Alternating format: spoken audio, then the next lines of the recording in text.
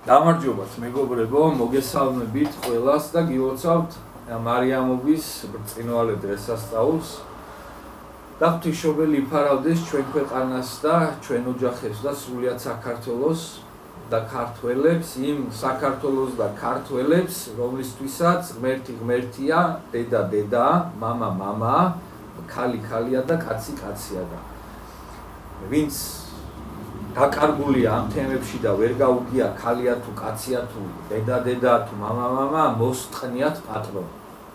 ეხლა მთავარი ისი თქმაც უნდა, ხო ალბათ იცანით, ქაჯის ანატომია, ნანუკა ჟორჟოლიანი და სულ რამოდენიმე წამი მინდა ვნახოთ ამ ქაჯის ინტერვიუდან და შემდეგ გავაგრძელებ საუბარს. Ani როგორ მოხდა, როგორ ვიყავით, მეორე როგორ ვიცით. და ასე შემდეგ, ხო, იმიტომ რომ მგონია, რომ ეხლა დაიწყება ძალიან საინტერესო პროცესები და ჩვენ ეხლა შევდივართ ყველაზე მნიშვნელოვან ჩიხში.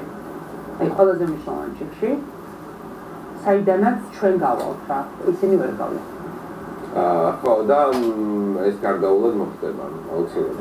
100%. ნუ ფიქრობ, რომ დაიწყება ამ წელს და ყველაფერი დამთავრდება მომავალ წელს, ოღონდ ძალიან მალე. კეთილი, გამარჯვებამდე დაგემშვიდობები და მადლობა გესმით. საიმახსოვრე რა გითხარი. ქართულ ოცნებას მინდა მივმართო და ჩემი საყვედური თუ ბრაზი თუ რა ვიცი, მოკლედ რისი თქმაც მინდა ეხლა უნდა ამოვიდეოთი აუცილებლად თქვა და პირდაპირ მივმართავ ქართული ოცნების ხელისუფლებას. ქართული ოცნების ხელისუფლება ქართველებს პირდებოდა, რომ უმთავრესი რაც იყო მათი დაპირება, რომ ამ ქვეყანაში კანონი იკანონებდა და რომ სამართალი იზეიმებდა და სამართლიანობა აღსდებოდა. და რას ხედავთ დღეს ამ დაპირებიდან მე-13 წელი მიდის, ხო უკვე? და რანაირად იზეიმა სამართალმა. სამართალმა იზეიმა შემდეგნაირად. სააკაშვილი დაიჭირეს რაღაცა გაუგებარი მუხლებით, ვიღაცი გელაშვილის ცემა კი გასაგებია, ძალიან კარგი ხო გელაშვილის ცემაზე. მოკლედ რამოდენიმე მუხლი აქვს გავსი. მიუსაჯეს პატიმრობა და ყავთ ოროთახიან საავადმყოფოს პალატაში, სასათბურე პირობებში, სადაც რა ვიცი, ყველანაირი პირობები აქვს მოკლედ შექმნილი და გამორჩეულად ახდევინებენ სასჯელს ყველაზე დედამოწმულ ქართველს მიშიკო სააკაშვილს. ყველა პატიმრისგან გამოარჩიეს და ყველა პატიმართან შედარებით საუკეთესო პირობები შეუქმნეს და ისე ახდევინებენ სასჯელს. ეს არის თქვენი დაპირებული სამართლის ზეიმი ამ ქვეყანაში და სამართლიანობის აღდგენა. გავაგრძელებთ.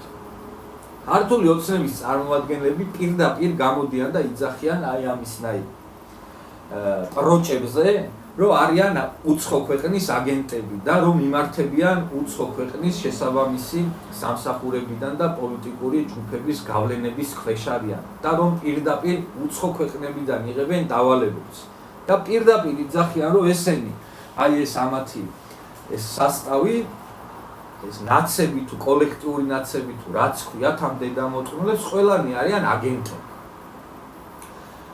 ესე იგი, აგენტი თუ ვინმე მარიცის, უცხო ქვეყნის აგენტი ამ ქვეყანაში თუ კი ვინმეა, ეს არის ნომერ პირველი საფრთხე ამ ქვეყნისთვის, ჩვენი საზოგადოებისთვის და საქართველოს სახელმწიფოსთვის და ხელისუფლებისთვის ნომერ პირველი და პრიორიტეტი უნდა იყოს ამ აგენტურის განეიტრალება და გასამართლება.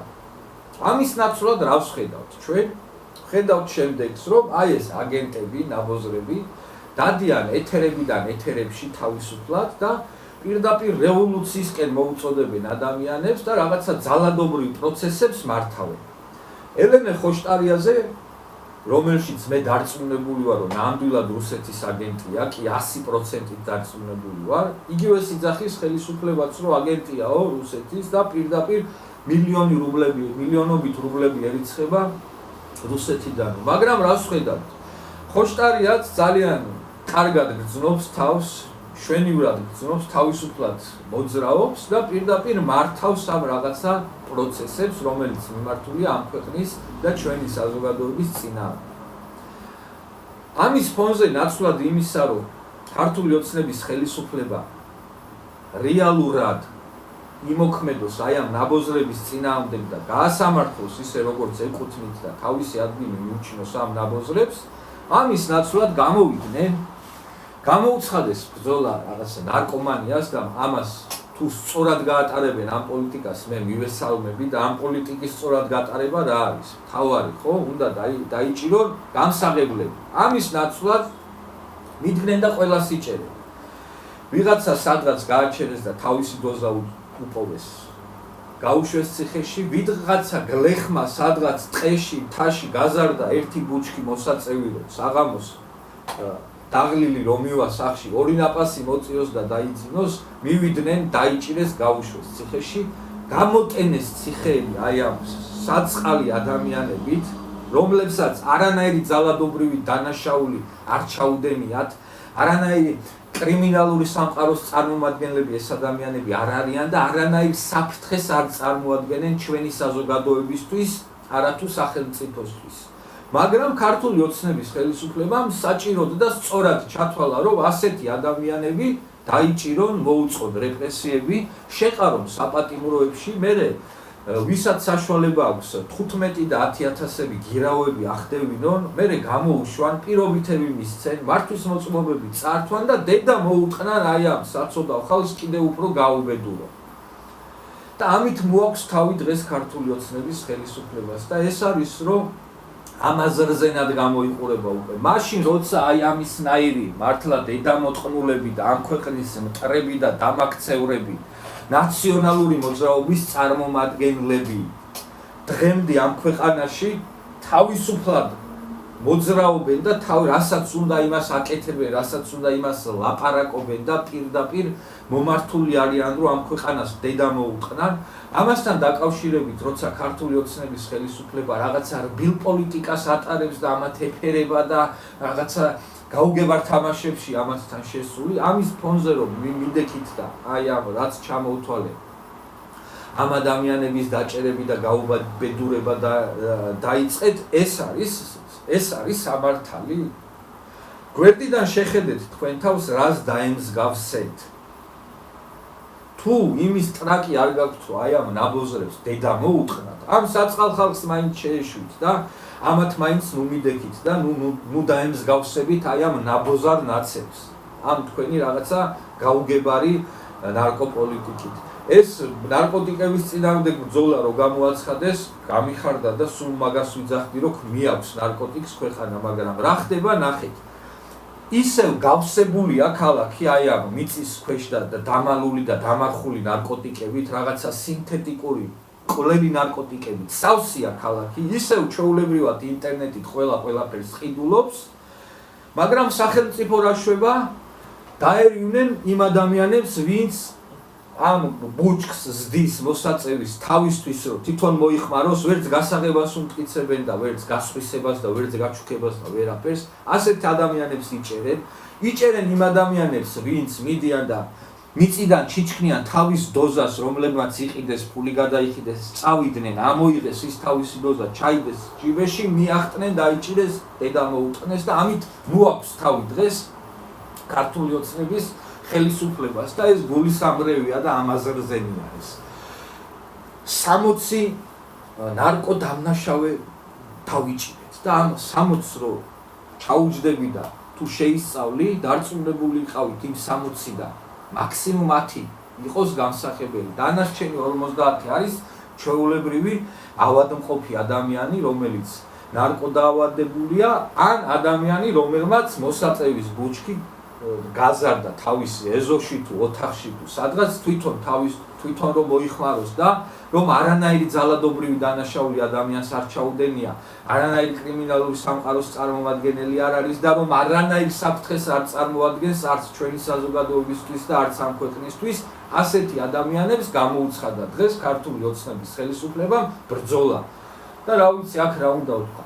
მოუტყან თქვენი სამართლიანობა.